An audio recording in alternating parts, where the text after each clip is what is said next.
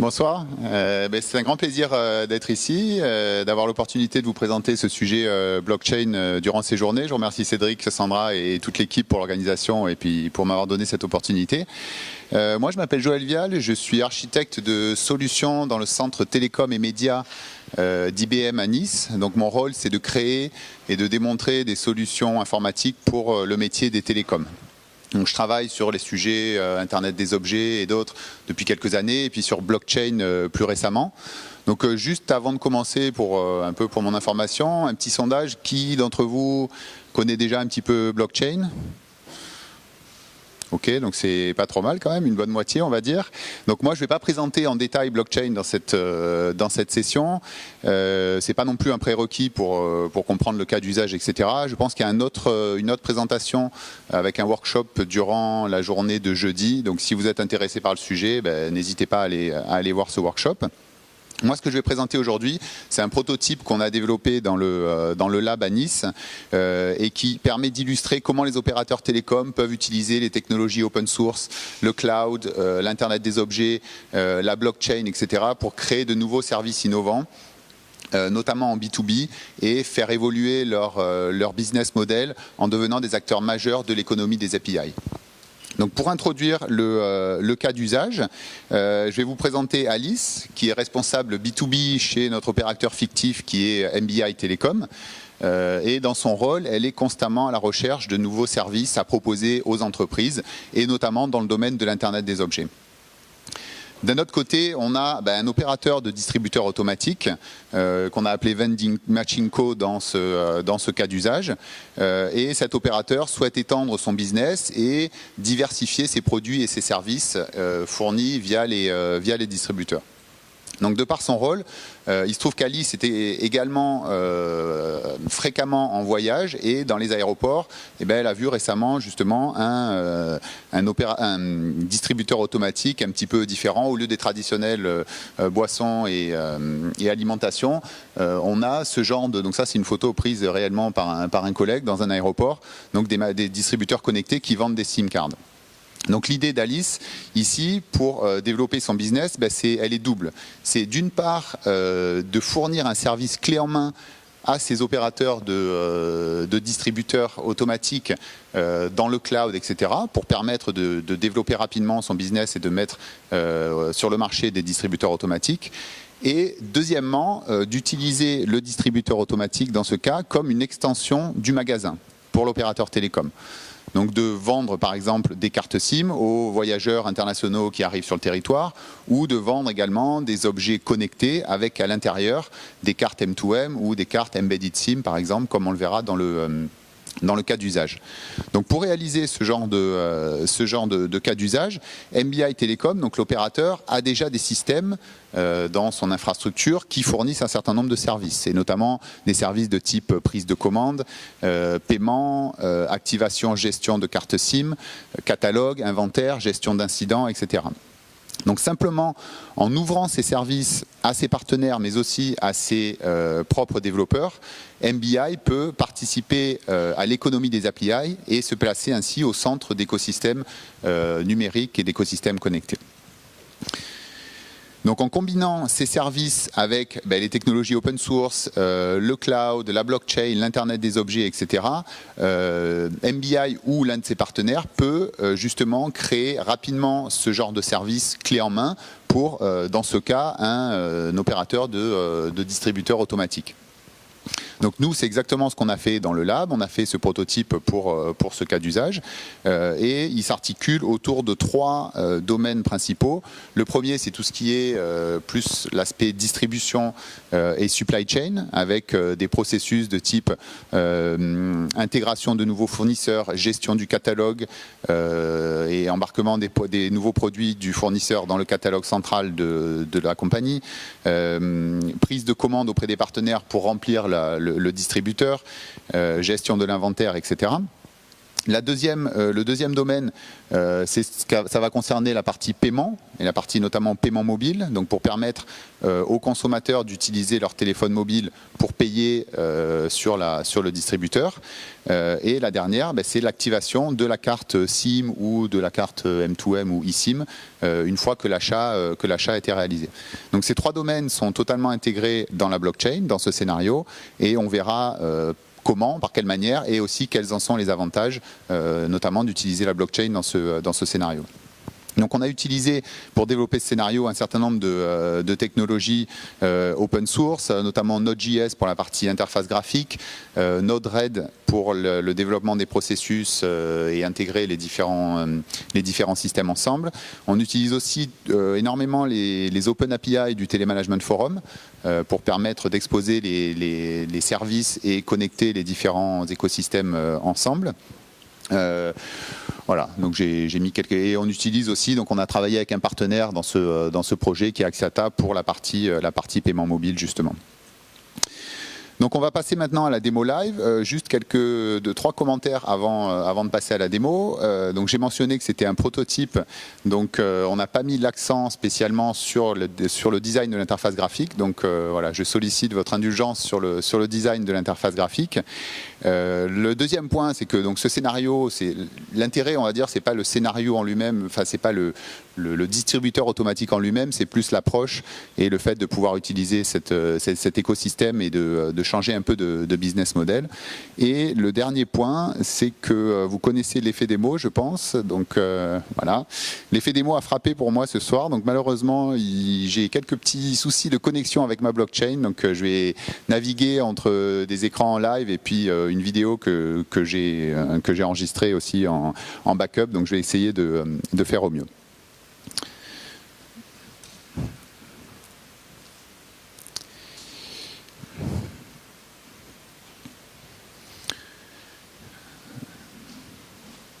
Voilà, donc l'idée, donc dans le proto, on a développé cette interface graphique pour simuler le distributeur automatique, donc qui vend un certain nombre d'objets électroniques, etc. Et notamment ce traceur de bagages qui contient une carte SIM à l'intérieur.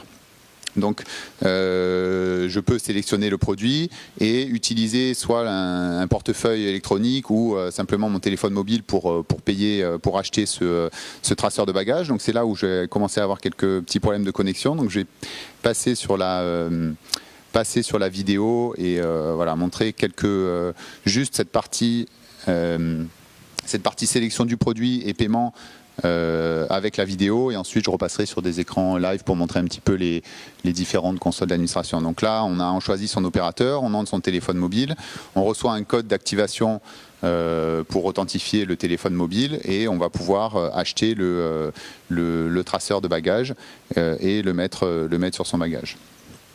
Donc je prends juste mes petites anti-sèches. Voilà, donc là on entre le code qu'on a reçu par SMS, on va avancer un petit peu, et le produit, une fois que le paiement est validé, le produit est donné est mis à disposition du client qui peut le récupérer. Donc à ce niveau-là, il y a plusieurs choses qui se sont passées en tâche de fond. On a tout d'abord, et qui sont gérées dans la blockchain, donc on gère l'inventaire du distributeur. Donc on peut voir que le nombre de produits qui restent dans cet espace dans le distributeur a été mis à jour. Il y a aussi une transaction qui a été enregistrée dans la blockchain et qui permet, où on a un contrat intelligent qui a été exécuté, qui va calculer en fait le pourcentage du montant de la transaction qui va aller chez l'opérateur télécom qui fournit le paiement mobile, qui va aller chez le fournisseur du produit lui-même, et le reste qui va aller chez l'opérateur de distributeur. Donc ici en fait on a cette interface assez basique, mais qui montre qui va chercher les transactions qui ont été enregistrées dans la blockchain, et qui montre, j'espère que c'est pas trop petit, pour différents types de produits. Donc par exemple pour le traceur de bagages, pour un montant de 40 $, on voit qu'il y a 20, donc la moitié qui est allée au fournisseur, un petit 10% à l'opérateur, et le reste à la vending. et pour un autre type de produit, pour un autre fournisseur, les pourcentages pourraient être différents. Donc ça, c'est ce contrat intelligent, il va être exécuté dans la blockchain, ce qui va permettre d'automatiser et de rendre plus fiable et d'avoir plus de confiance dans tout l'écosystème. Donc ça, c'est la partie transaction, la partie gestion d'inventaire. Et la dernière chose, c'est l'activation de la carte SIM. Donc comme le produit acheté contient une carte, soit c'est une carte SIM, là en l'occurrence c'est un objet connecté avec une carte SIM intégrée, mais le fait d'enregistrer la transaction dans la blockchain, ça va permettre également de déclencher un autre contrat intelligent qui va aller réaliser l'activation de la carte SIM et de connecter l'objet à la plateforme IoT. Donc ça, si je reviens, si je vais passer sur une autre console, voilà. Donc là, c'est la partie, la console d'administration de la plateforme IoT, où on voit les différents objets connectés qui sont gérés par cette plateforme. Et en fait, suite à l'achat, on voit, donc là c'est un essai que j'avais fait ce matin, mais c'est la même chose, on voit qu'il y a un nouvel objet avec cet ID qui a été ajouté à la plateforme IoT et qui permet du coup à l'objet de communiquer de manière sécurisée avec la plateforme IoT. Donc, pendant l'activation de la carte SIM, on a chargé aussi sur la carte SIM le profil de sécurité pour permettre à l'objet de communiquer de manière totalement sécurisée. La dernière chose, j'ai parlé des API du TMF. Je vais juste montrer ce flow Node-RED. Donc, c'est pareil, je ne sais pas si c'est trop petit, c'est ça? Oui, ok. C'est un peu petit. Ah oui, d'accord, ok, je vois. Sur mon écran, c'est bien, mais là, il y a un petit problème.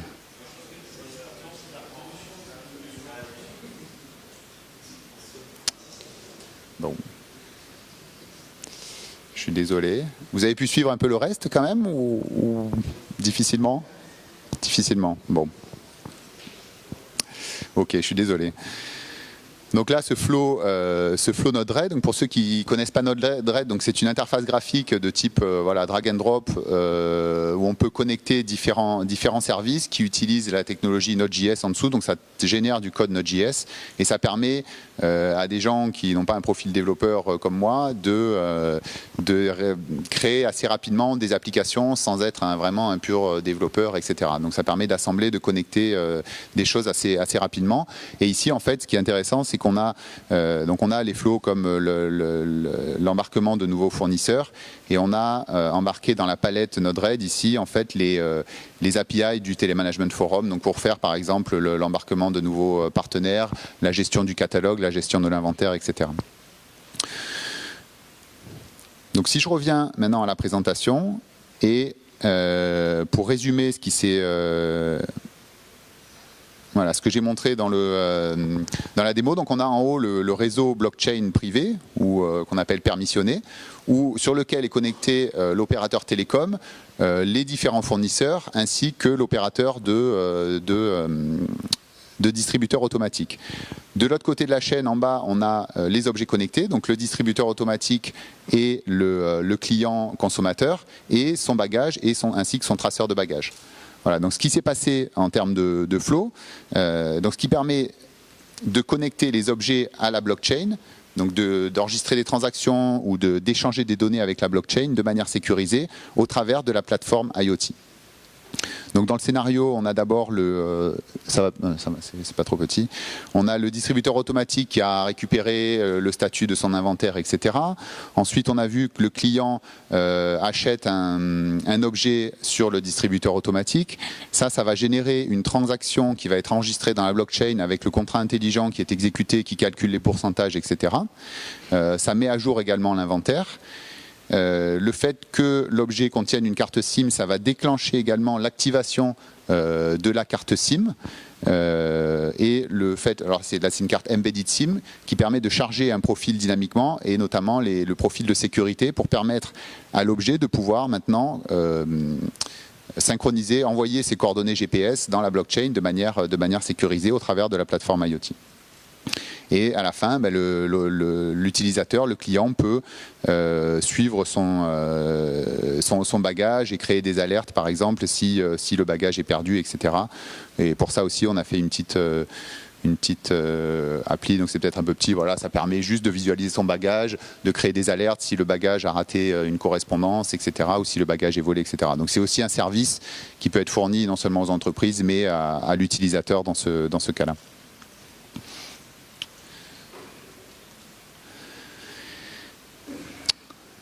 Voilà, et j'en termine. Et donc, pourquoi utiliser la blockchain? Quels avantages fournit la blockchain dans ce cas? Alors, il y a plusieurs domaines. Dans tout ce qui est chaîne logistique, distribution, etc., ça permet d'ajouter de la confiance dans tout l'écosystème, parce que quand le contrat va s'exécuter, il y a un consensus, donc tous les membres, tous les peers dans la blockchain approuvent le contrat, etc. Donc, ça permet d'ajouter de la confiance dans tout l'écosystème. Ça permet d'automatiser un maximum les processus, de déclencher des choses de manière automatique, etc. Donc c'est ce qu'on appelle les contrats intelligents ou les smart contracts en anglais. Ça permet de réduire les coûts sur tout ce qui est gestion, réduction de la fraude, revenu assurance, redistribution de la valeur, etc. Ça permet une meilleure traçabilité des produits. Donc il y a beaucoup de cas d'usage de la blockchain sur la traçabilité des produits, notamment si les produits sont des produits frais ou des produits à forte valeur. Pour le consommateur et les fournisseurs, ça permet d'avoir une visibilité en temps réel de l'inventaire du distributeur ainsi que des conditions environnementales du distributeur. Donc si, pareil, pour de la nourriture fraîche ou quoi, ça permet de savoir la température, s'il n'a pas fait trop chaud, trop froid, etc. Ça permet aussi de gérer l'identité numérique du client et par exemple de vérifier, d'authentifier le client au moment du paiement, de gérer ça dans la blockchain. Et au final, pour l'activation et la gestion de la carte SIM, ça permet également la réduction de la fraude et une meilleure gestion et visibilité de la carte SIM ou dans ce cas-là de la carte eSIM qui peut être partagée entre plusieurs opérateurs dans tout son cycle de vie. Donc ça permet une meilleure gestion de cette carte SIM. Voilà, j'en termine. Merci beaucoup de votre attention et je suis ravi de répondre à des questions maintenant ou un peu plus tard s'il y en a. Maintenant, s'il y en a.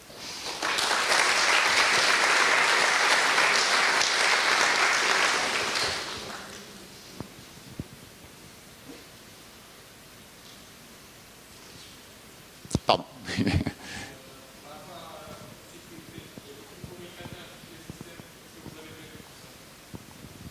Là, dans ce scénario, donc la question, et c'est sur la sécurité. Alors il y a beaucoup en effet de questions autour de la blockchain. Donc là, l'avantage de la blockchain, c'est notamment la partie cryptographie et le fait qu'une fois qu'un bloc a été écrit, on ne peut plus y revenir dessus, etc. Donc on s'appuie beaucoup là-dessus. Ensuite, il faut bien sûr sécuriser aussi les systèmes qui vont écrire dans la blockchain. Donc ici, dans ce scénario, on connecte les objets d'abord à la plateforme IoT avec un profil de sécurité, etc. Donc le lien entre l'objet et la plateforme IoT est sécurisé. Et ensuite, on a un connecteur au niveau de la plateforme IoT vers la blockchain. Donc la chaîne est sécurisée de bout en bout, on va dire, entre la blockchain et l'objet. Et le fait aussi d'utiliser, c'est un sujet vraiment important aussi, tout ce qui est sécurité. Et il y a beaucoup de cas d'usage autour de la gestion de l'identité numérique. Alors ça peut être du consommateur, mais aussi des services, etc. Notamment dans les télécoms, tout ce qui est NFV, donc fonction virtualisée. Comment être sûr qu'un service est bien le bon, etc. Donc toute cette gestion de l'identité numérique et de l'authentification peut être aussi améliorée dans la blockchain.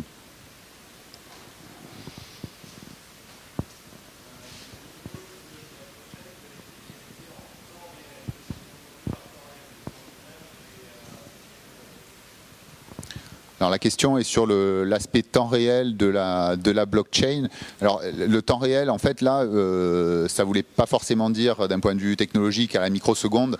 Ce que je voulais dire, c'était la visibilité. C'était éviter, par exemple, que d'attendre la facture du fournisseur, donc d'attendre 30 jours ou 60 jours, etc. Au lieu de ça, là, le fait d'utiliser, de gérer l'inventaire dans la blockchain permet de donner une visibilité à tous les fournisseurs, potentiellement à l'opérateur télécom, etc., avant d'attendre la facture, etc. Donc c'est un temps réel, on va dire, humain, et pas vraiment un temps réel technologique au sens à la microseconde, etc. L'aspect performance de la blockchain, c'est pas quelque chose que que je couvre ici et je ne pourrais pas d'ailleurs vous répondre réellement.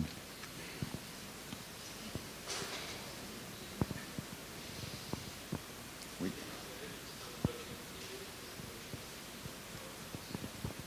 Alors là, ici, c'est une blockchain, alors ce qu'on appelle permissionnée, hein, donc permission en anglais, donc c'est privé, enfin il y a un certain nombre de membres connectés dessus. L'intérêt là, c'est de justement d'amener cette confiance. On ne veut pas qu'il y ait tout, n'importe quelle compagnie qui ait la visibilité sur le nombre d'articles vendus, l'inventaire, etc. Justement, on veut restreindre cette information à l'écosystème, donc l'écosystème des fournisseurs et de la compagnie, enfin de l'opérateur de distributeur dans ce cas-là. Donc c'est l'intérêt d'utiliser cette blockchain privée ou permissionnée, on va dire, pour la restreindre vraiment à l'écosystème métier du cas d'usage.